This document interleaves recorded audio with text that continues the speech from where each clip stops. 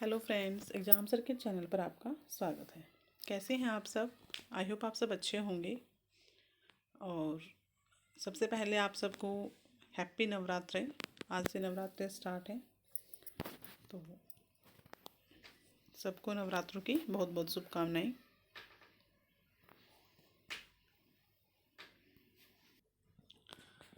तो जैसे कि आप देख पा रहे होंगे कि ये हमारा जो EMRS की जो वैकेंसी आई है टीचिंग और नॉन टीचिंग का, उसका नोटिफिकेशन है। आज हम एक बार वही सब डिस्कस करेंगे कि कितनी वैकेंसी आई है, किस किस पोस्ट के लिए हैं। और स्पेशली हमारा जो सब्जेक्ट है कंप्यूटर साइंस, हम उसका देखेंगे कि कंप्यूटर साइंस का कैसे, कितनी वैकेंसी है, क्या एग्ज़ाम पैटर्न रहेगा, वो सब। तो देखिए, ये आपका EMRS का है।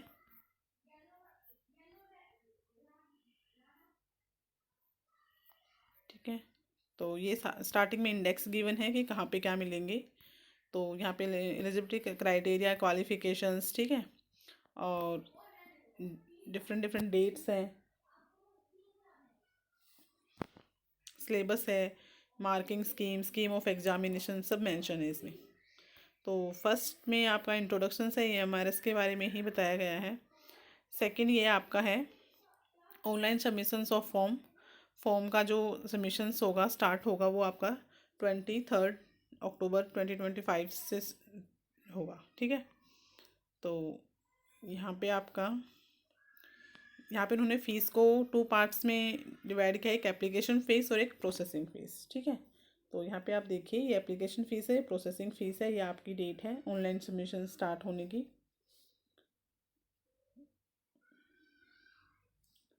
सॉरी, शायद लास्ट डेट है ये ऑनलाइन सबमिशन ऑफ एप्लीकेशंस का, लास्ट है ये। ठीक है, स्टार्टिंग नहीं है, लास्ट है। 23 अक्टूबर तक लास्ट आपका फॉर्म सबमिट होंगे। ठीक है, और एप्लीकेशन फ़ीस होगी जो फीमेल कैंडिडेट्स के लिए एप्लीकेबल नहीं होगी, और प्रोसेसिंग स्पीड जो है, फ़ीस जो है सबके लिए होगी। ठीक है, मतलब फीमेल कैंडिडेट्स को एप्लीकेशन फ़ी पे नहीं करनी, बट प्रोसेसिंग फ़ीस जो है सबको पे करनी है। यहाँ पे देखो, अगर फीस स्ट्रक्चर की बात करें तो यहाँ पे प्रिंसिपल, TGT, PGT और नॉन टीचिंग स्टाफ, ठीक है, मतलब ये वैकेंसी आई है। तो एप्लीकेशन फ़ीस फीमेल की बात हुई है, तो फीमेल के लिए एप्लीकेशन फ़ीस नहीं है, बट प्रोसेसिंग फ़ीस कितनी है, 500 रुपीज़ है। ठीक है, तो फीमेल का जो है 500 रुपीज़ पे करना है, चाहे वो प्रिंसिपल की पोस्ट है, PGT, TGT, non teaching staff जो भी है। तो फीमेल को टोटल इसका आपका 500 है। और जो अदर देन फीमेल हैं, तो उनके लिए क्या है, एप्लीकेशन फ़ीस प्रिंसिपल के लिए 2000 है, TGT PGT के लिए 1500 है, और नॉन टीचिंग का 1000 रुपीज़ है। ये एप्लीकेशन फ़ीस है, और प्रोसेसिंग फ़ीस सबकी सेम है, 500 रुपीज़। तो ये सबका टोटल है। ठीक है, ये मतलब फीमेल नहीं, जो फीमेल कैंडिडेट नहीं है उनको छोड़ के बाकी जितने भी कैंडिडेट्स हैं, शायद मेल कैंडिडेट्स का ये आपका होगा। फीमेल का तो सिर्फ आपका 500 रुपीज़ पे करना होगा प्रोसेसिंग फ़ीस। ठीक है, नेक्स्ट अगर देखें, नेक्स्ट देखो, इन्होंने कहा है जो आपका एडमिट कार्ड्स वगैरह जो होगा, CT अलॉटेड होगा, डेट ऑफ एग्ज़ाम, वो आपको टाइम टू टाइम आपकी वेबसाइट्स पे आपको नोटिफाई हो जाएगा। ठीक है, जो डेट ऑफ एग्ज़ाम, टायर 1 और टायर 2 दो एग्ज़ाम्स होंगे। तो उन्होंने यहाँ पे सिंपल बोला है कि centre, date of exams, admit card वगैरह की जो इंफॉर्मेशन है वो टाइम टू टाइम आपके साइट्स पे आ जाएंगी।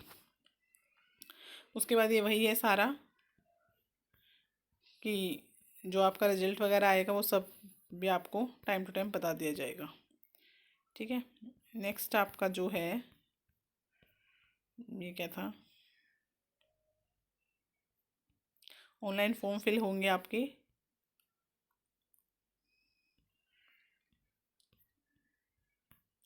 तो जो 23 तारीख है वो लास्ट डेट है। ठीक है, 23 अक्टूबर तक आपको फॉर्म फिल आप कर सकते हो। ठीक है, नेक्स्ट हम देखते हैं, ये क्या है आपका, स्टाफ सिलेक्शन कमीशंस के बारे में बताया है इन्होंने। अच्छा, यहाँ पे वैकेंसी की बात आई है। ठीक है, तो देखो, अगर हम टोटल की बात करें टीचिंग और नॉन टीचिंग, अगर हम टीचिंग और नॉन टीचिंग ओवरऑल वैकेंसी की बात करें तो 7267 ये आपकी टोटल वैकेंसी आई है। प्रिंसिपल्स की इतनी वैकेंसी है, PGT की आपकी 1400 समथिंग है, और TGT की आपकी 39 समथिंग है, स्टाफ नर्स की है 550, हॉस्टल वार्डन की है, अकाउंटेंट की आपकी 61 है, जूनियर उसकी है आपकी असिस्टेंट वाले की है 228 है। ठीक है, लैब अटेंडेंट की आपकी 146 है।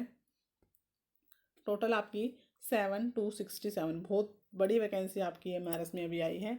7267 वैकेंसी जो है टोटल आई है। इसमें आपकी TGT PGT non teaching staff जो भी है, हॉस्टल वार्डन है, स्टाफ नर्स, सब की वैकेंसी है। ठीक है, तो यहाँ पे प्रिंसिपल की बात हुई है, ये आपकी PGT की है। ठीक है, ये आपका प्रिंसिपल का ग्रुप है, ग्रुप A की जॉब होती है प्रिंसिपल वाली, तो उसका है। हम यहाँ पे PGT का देखते हैं, ये आपका PGT का है। PGT में देखो English, Hindi, math, science, chemistry, physics, biology, history, geography, commerce, economics and computer science. ठीक है, टोटल आपकी 11 सब्जेक्ट्स की वैकेंसी आई है। ठीक है, जनरल कैटेगरी की है, AWS की है, OBC SC ST ये सब अपने अलग अलग कैटेगरी वाइज डिवाइड किया गया है। अगर हम कंप्यूटर साइंस की बात करें तो कंप्यूटर साइंस में देखो 154 वैकेंसी आपकी टोटल वैकेंसी है PGT की। ठीक है, मतलब 154 154 वैकेंसी आपकी PGT की है, जिसमें से 64 वैकेंसी आपकी जनरल की है, AWS के लिए 15 है, OBC की 41 है, SC की 23 है, ST की 11 है, VH की 1 है, HI की 2 है और LD की ये है। ठीक है, तो मतलब टोटल आपकी 154 वैकेंसी PGT कंप्यूटर साइंस की इसमें आई है।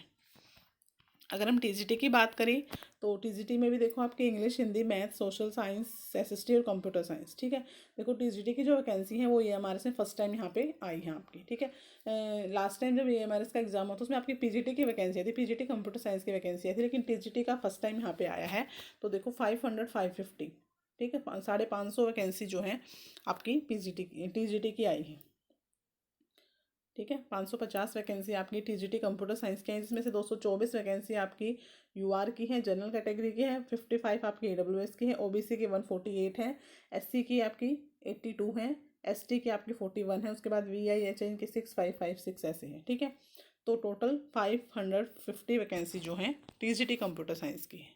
एक अच्छी खासी वैकेंसी यहाँ पे आई है, तो यूँ लगा लो आप 550 वो और 150 वैकेंसी वो है PGT की, तो टोटल आपकी 700 वैकेंसी आप मान सकते हो कंप्यूटर साइंस की आई है TGT PGT की मिला के, तो अच्छी खासी वैकेंसी है। तो आप प्रिपरेशन स्टार्ट कर दो इसका।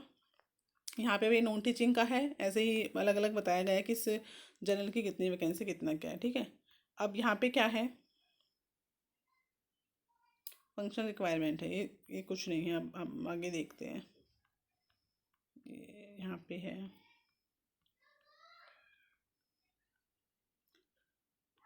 ठीक है, ये आपकी वही है पोस्ट डिटेल और लेवल ऑफ पे, सैलरी की यहाँ पे बात हुई है। ठीक है, तो PGT TGT का लेवल आप देख सकते हो। अगर हम लेवल की बात करें तो इसका PGT का क्या है, आपका लेवल 8 है, 47 600 से लेके 150 100 तक आपका होगा। और TGT का जो लेवल 7 है उसमें 44 900 से स्टार्ट हो गए 142 400 तक रहेगा। ठीक है, ये आपका पे स्केल रहेगा, सबका यहाँ पे गिवन है। अब यहाँ पे स्कीम ऑफ एग्ज़ाम की बात करते हैं। स्कीम ऑफ एग्ज़ाम देखो, यहाँ पे मोड ऑफ एग्ज़ाम की बात करें तो जो टायर 1 है तो 2 टायर में आपका एग्ज़ाम होगा, टायर 1 और टायर 2। ठीक है, तो टायर 1 में इन्होंने बोला कि OMR बेस्ड होगा, पेन पेपर बेस्ड, मतलब ऑफलाइन मोड में आपका पेपर होगा, पेन पेपर बेस्ड होगा। OMR सीट आपको भरनी होगी, जो सर्कल फिल करते हैं ना, गोले ब्लैक करते हैं वो वाला। ठीक है, और टायर 2 में भी इन्होंने बोला है, अच्छा टायर 2 जो है combination of descriptive question and MCQ। Tyre 2 में आपके देखो जो टायर 1 होगा वो टोटली क्या होगा, MCQ बेस्ड होगा। ठीक है, मतलब आप बोल सकते हो ऑब्जेक्टिव टाइप होगा। ठीक है, ऑफलाइन मोड में पेपर होगा। लेकिन जो टायर 2 की बात है, टायर 2 उन्होंने कहा कि MCQ भी होगा और प्लस आपका सब्जेक्टिव होगा। ठीक है, ये जो सब्जेक्टिव वाला पैटर्न है स्टार्ट हो गया है। अब कोई भी वैकेंसी है सब्जेक्टिव पेपर होने लग गया है। ठीक है, पहले सब्जेक्टिव होते थे, फिर आप ऑब्जेक्टिव पे आए, फिर अब ऑब्जेक्टिव से फिर सब्जेक्टिव पे आ रहे हैं। ठीक है, आप देखो आपका जो UPLT का भी है उसमें भी इन्होंने टायर 2 टायर में आपका एग्ज़ाम होगा, ऑब्जेक्टिव भी होगा सब्जेक्टिव भी होगा। HPSC ने भी अभी ऐसे ही लिया था। ठीक है, तो मतलब ये सब्जेक्टिव वाला पैटर्न दोबारा से आपका आ गया है। तो इन्होंने यहाँ पे बोला है कि आपका टायर 1 में आपका OMR बेस्ड होगा, और टायर 2 में आपका डिस्क्रिप्टिव भी होगा और MCQ बेस्ड होगा, और टायर 2 के बाद आपका इंटरव्यू होगा। ठीक है, post of principal and skill test for the post of junior secretary assistant. ठीक है, तो यहाँ पे आपके 2 टायर में एग्ज़ाम होंगे, टायर 1 और टायर 2 में। नेक्स्ट आप देख सकते हो चॉइस ऑफ मीडियम की बात करें तो इंग्लिश हिंदी आप चूज़ कर सकते हो पेपर के लिए। अच्छा, एग्ज़ाम पैटर्न की बात देख लेते हैं। प्रिंसिपल का एग्ज़ाम पैटर्न है, कि आपका टायर 1 में आपके जो नॉन टेक आएगा, जिसमें आपके रीजनिंग आएगी, जनरल अवेयरनेस आएगा, ठीक है, एकेडमिक एंड रेजिडेंशियल एसेप्ट्स आएंगे, एडमिनिस्ट्रेटर, ये आपका उसका है, प्रिंसिपल का है। हम टीजीटी पीजीटी का देखते हैं, ये हमारा पीजीटी का है, ठीक है। तो देखो पीजीटी का अगर हम टायर 1 का देखें तो पार्ट 1 में आपका जनरल अवेयरनेस आएगा, रीजनिंग आएगी, नॉलेज ऑफ आईसीटी आएगी और टीचिंग एप्टीट्यूड आएगा और डोमेन नॉलेज आएगी, ठीक है। इसमें आपका एनईपी 2020 होगी और कुछ आपकी एक्सपेरिमेंटल एक्टिविटी बेस्ड पैडागोजी होगी, ठीक है, केस स्टडी बेस्ड क्वेश्चन होंगे इसमें। ओके, तो ये आपका नॉन टेक वाला पार्ट रहेगा टायर 1, मतलब टायर 1 आपका नॉन टेक रहेगा, टायर 2 आपका क्या रहेगा, आपका सब्जेक्टिव बेस रहेगा, जिसके अंदर आपका सब्जेक्ट्स के एमसीक्यू भी आएंगे, ऑब्जेक्टिव पार्ट भी आएगा और डिस्क्रिप्टिव पार्ट भी आएगा, ठीक है। तो टायर 1 में आप देखो 10 मार्क्स का आपका जनरल अवेयरनेस है, रीजनिंग आपकी 15 मार्क्स की है, आईसीटी आपकी 15 की है और 30 का आपका टीचिंग एप्टीट्यूड है और डोमेन नॉलेज आपकी 20 का है, ठीक है, और एनईपी आपका 10 का है। तो ये कितना हो गया, 15 15 30 30 60 70 और 80 90 100, ये आपका 100 मार्क्स का हो गया, ठीक है। और 2 आवर्स का आपका टाइम रहेगा, सॉरी 2 आवर्स 30 मिनट्स, 2.5 घंटे का आपका टाइम ड्यूरेशन रहेगा 100 क्वेश्चंस के लिए। अच्छा, अब इन्होंने यहाँ पे पार्ट 6 भी दिया है, ये 5 पार्ट्स हैं 1 to 5, और पार्ट 6 में इन्होंने बोला है लैंग्वेज कॉम्पिटेंस टेस्ट होगा, general English and general Hindi 10 marks E subject. This part is qualifying in nature only with minimum 40% marks together, minimum 8 marks out of 20 marks combining English and Hindi. Part 1 to 5 of the candidates will not be evaluated if she fails to attain the qualifying marks in the part 6. Okay, अब देखो इन्होंने क्या किया है कि जो part 6 एक है उसको भी इन्होंने क्या किया है, क्वालिफाइंग कर दिया है, ठीक है। मतलब जो पार्ट 6 को क्वालिफाई करेगा, मतलब 20 मार्क्स का होगा ये, इस 20 में से जो 8 मिनिमम 8 मार्क्स आपको लाने हैं, 8 मार्क्स वाला क्वालिफाई होगा, और जिसका जो इस पार्ट्स को क्वालिफाई करेगा उसका फिर आगे का आपका जो ये नॉन टेक वाला ये पार्ट था 1 to 5 वाला, ये वाला इवेलुएट होगा, ठीक है। मतलब जो पार्ट 1 है, टायर 1 है, वो क्वालिफाइंग नेचर है, लेकिन उसके अंदर भी पार्ट 6 को क्वालिफाइंग रखा गया है इन्होंने। 40% का वहाँ पे क्राइटेरिया रखा है कि 20 में से अगर आप 8 मार्क्स उस पार्ट में लेते हो तभी आपका जो ये नॉन टेक वाला पार्ट है 1 to 5 तक वो आपका चेक होगा। फिर ये भी अगेन आपका क्वालिफाइंग नेचर है, ठीक है। मतलब कितना इन्होंने कॉम्प्लेक्स कर दिया चीज़ों को कि पहले पार्ट 6 को क्वालिफाई करो, उसके बाद आपका टायर 1 चेक होगा, ठीक है, उसके वो भी फिर क्वालिफाइंग नेचर होगा, उसके बाद आपका सब्जेक्टिव होगा, ठीक है। मतलब मेन सिलेक्शंस आपका सब्जेक्टिव होगा, जो लास्ट में जो आपकी मेरिट लगती है वो आपके सब्जेक्टिव मतलब टायर 2 के बेस पे ही आपकी लगेगी, ये सिर्फ क्वालिफाइंग नेचर होगा, ठीक है। तो ये ऐसा रहेगा, इसमें आपका जीके आएगी, reasoning, ICT, teaching aptitude, NEP आएगी, ठीक है। तो जो ये पार्ट 6 है इसमें इन्होंने कहा है कि 10 मार्क्स के होंगे ये, जनरल इंग्लिश और general Hindi 10 marks each subjects, ठीक है। उसके बाद टायर 2 का लिए इन्होंने बताया है कि only four candidates who will be shortlisted in the ratio of 1:10 against the notified vacancy on the basis of tier 1 preliminary examination subject knowledge. Okay, इन्होंने कहा है 10 का रेशो रहेगा, मतलब एक पोस्ट के लिए 10 स्टूडेंट्स को यहाँ पे टायर 2 में बुलाएंगे, ठीक है। कि आपका यूँ लगा लो जितनी नंबर ऑफ पोस्ट हैं उसका 10 टाइम्स बच्चों को आपको टायर 2 के लिए ये शॉर्ट लिस्ट करेंगे, ठीक है। जैसे आपके पीजीटी में यहाँ पे हमने भी देखा, पीजीटी में आपके 154 वैकेंसी हैं, ठीक है। तो 154 वैकेंसी हैं तो इसका 10 टाइम्स मतलब 1540, मतलब टोटल इतने स्टूडेंट्स जो हैं टायर 2 के लिए एग्ज़ाम देंगे, ठीक है। ओके, उसके बाद यहाँ पे इन्होंने बोला है टायर 2 का बताया, अब इन्होंने टायर 2 का इन्होंने क्या बताया है कि 40 क्वेश्चंस आपके ऑब्जेक्टिव रहेंगे और 15 क्वेश्चन आपके डिस्क्रिप्टिव रहेंगे, ठीक है। ये आपके 40 मार्क्स के हो गए और ये आपके 60 मार्क्स के, मतलब 1 क्वेश्चन आपका 4 मार्क्स का होगा, डिस्क्रिप्टिव में 4 मार्क्स का 1 क्वेश्चन होगा, 15 होंगे। तो जो आपका टायर 2 है उसमें आपका एमसीक्यू भी आएंगे और सब्जेक्टिव भी आएगा। एमसीक्यू 40 आएंगे 40 मार्क्स के, और 15 मार्क्स का आपका सब्जेक्टिव पेपर होगा, मतलब सब्जेक्टिव क्वेश्चन आएंगे 15, और हर एक क्वेश्चन 4 मार्क्स का, टोटल 60 मार्क्स का होगा, तो 100 मार्क्स का आपका टोटल आपका टायर 2 होगा, ठीक है। इन्होंने बोला merit list of for the post of PGT will be prepared on the basis of the performance in the tyre 2। ठीक है, जो लास्ट में जो आपकी मेरिट लगेगी वो आपकी पीजीटी के बेस पे लगेगी। ठीक है, और 3 आवर्स का इसका टाइम रहेगा। कितना कॉम्प्लेक्स बना दिया चीज़ों को। ठीक है, अब हम टीजीटी का देख लेते हैं। टीजीटी का भी सेम आपका वही रहेगा, टायर 1 होगा, और वही आपका क्या आएगा, जनरल अवेयरनेस आएगा, रीजनिंग आएगा, आईसीटी आएगा, टीचिंग एप्टीट्यूड आएगा, वही आपका 20 मार्क्स का डोमेन नॉलेज वाला टेस्ट आएगा, और एनईपी आपकी 10 की आएगी। ये 100 मार्क्स का तो वही आएगा सेम जो आपका टीजीटी पीजीटी का टायर 1 सेम रहेगा मतलब। ठीक है, वही आपका 2 hours 30 minutes का आपका टाइम ड्यूरेशन रहेगा। अच्छा, इन्होंने भी यहाँ पे बोल दिया कि जो पार्ट 6 है वही सेम इन्होंने बोल दिया कि पार्ट 6 को इन्होंने क्वालिफाइंग नेचर रखा है, इसमें से 40% आपको चाहिए। अच्छा, यहाँ पे जो आपका है 30 मार्क्स का है। ओके, देखो पीजीटी और टीजीटी का दोनों का जो है पैटर्न सेम है, बस जो टायर 1 और टायर 1 में जो पार्ट 6 है उसमें वहाँ पे 20 मार्क्स का था वो, और 20 में से आपको 8 लेने थे, मिनिमम मार्क्स आपके 8 थे। यहाँ पे 30 मार्क्स का होगा। जो पार्ट 6 होगा टीजीटी में वो आपका 30 मार्क्स का हो जाएगा, और इसमें से 30 में से आउट ऑफ 30 मतलब आपको 12 मार्क्स यहाँ पे मिनिमम आपको लेने पड़ेंगे। पहले आपको ये क्वालिफाई करना पड़ेगा। अगर आपके 12 मार्क्स इसमें आते हैं तो फिर आपका अगेन ये वाला पार्ट चेक इवेलुएट होगा, और इसमें फिर आपको क्वालिफाइंग नेचर रखा गया है यहाँ पे आपका फिर। ठीक है, 40% का ही क्राइटेरिया रखा होगा इसको भी क्वालिफाइंग के लिए। ठीक है, तो ये आपका डिफरेंस है टीजीटी और पीजीटी में। देखो यहाँ पे आपका 30 मार्क्स का रहा है, और पीजीटी में अभी हमने देखा था यही यही चीज़ आपकी 20 मार्क्स की रही थी। ठीक है, देखो प्रिपरेशन आपकी सेम रहेगी, मतलब टायर 1 के लिए तो दोनों टीजीटी और पीजीटी के लिए प्रिपरेशन सेम ही रहेगी आपका। वही आपको जीके रीजनिंग वगैरह सब वही पढ़ना है।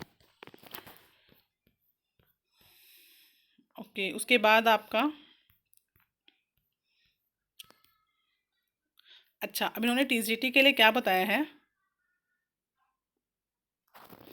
ओके, देखो पीजीटी के लिए तो इन्होंने सिर्फ 2 ही लैंग्वेज बताई थी कि इंग्लिश और हिंदी। ठीक है, आपको इंग्लिश और हिंदी 10 मार्क्स की, 10 की इंग्लिश आएगी, 10 की हिंदी आएगी पार्ट 6 में, और 20 में से आपको 8 मिनिमम आपको वहाँ पे लेने हैं, और फिर आपका नेक्स्ट पार्ट जो है आपका इवेलुएट होगा। लेकिन यहाँ पे इन्होंने बोल दिया टीजीटी में, टीजीटी की बात हो रही है यहाँ पे अब। ठीक है, देखो ये हम टीजीटी का देख रहे हैं। हाँ, टीजीटी की यहाँ पे क्या इन्होंने बोला है कि जो पार्ट 6 है उसके अंदर आपकी जनरल इंग्लिश, जनरल हिंदी तो है ही, साथ में आपकी कुछ रीजनल लैंग्वेज भी हैं।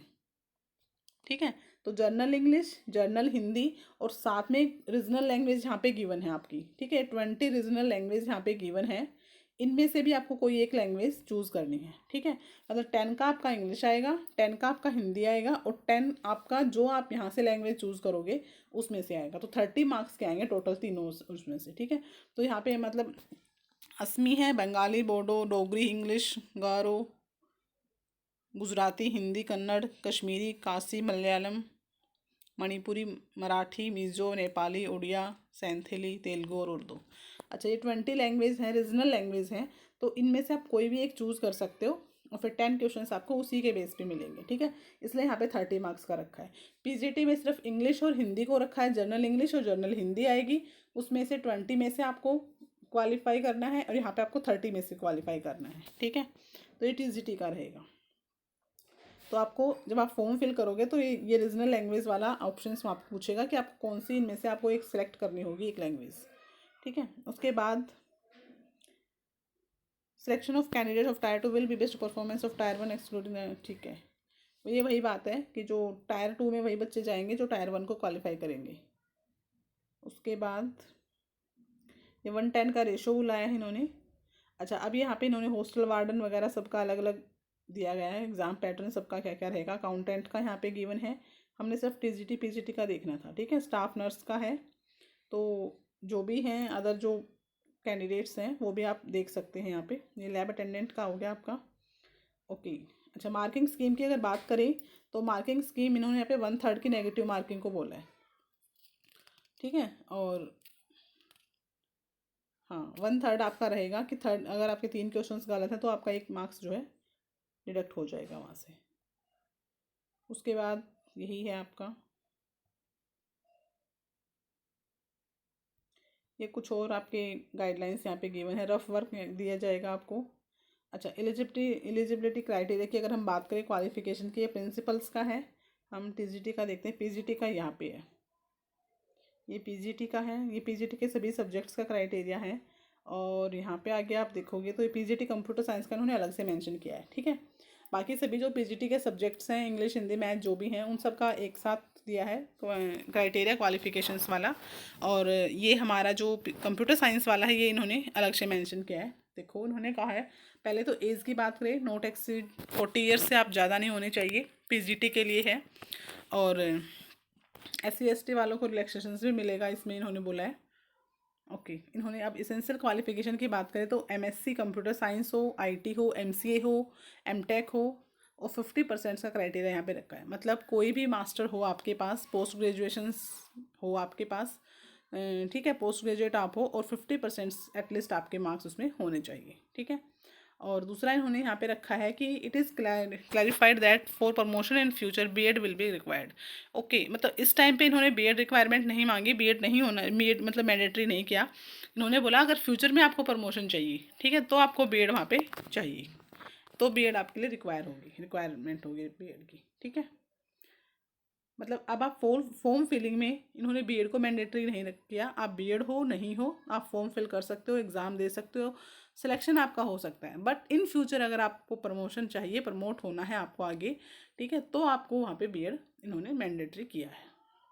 तो पीजीटी कंप्यूटर साइंस के लिए इन्होंने सिंपल मास्टर्स मांगी है, ठीक है। आप IT से हो, कंप्यूटर साइंस से हो, आपने MTech किया है, MCA किया है, MSc किया है कंप्यूटर साइंस से, ठीक है, और 50% मिनिमम आपके मार्क्स उसमें होने चाहिए, ठीक है। इसी तरह हम TGT का भी देख लेते हैं। ये आपके TGT के सभी सब्जेक्ट्स का है, और TGT कंप्यूटर साइंस का इन्होंने अलग से मेंशन किया है, क्योंकि देखो बाकी जो सब्जेक्ट हैं उसमें CTET वगैरह जो होता है ना, वो चीज़ें यहाँ पे है, ठीक है। लेकिन PGT और TGT कंप्यूटर साइंस के लिए इन्होंने कोई भी CTET वगैरह यहाँ पे नहीं मांगा है, ठीक है।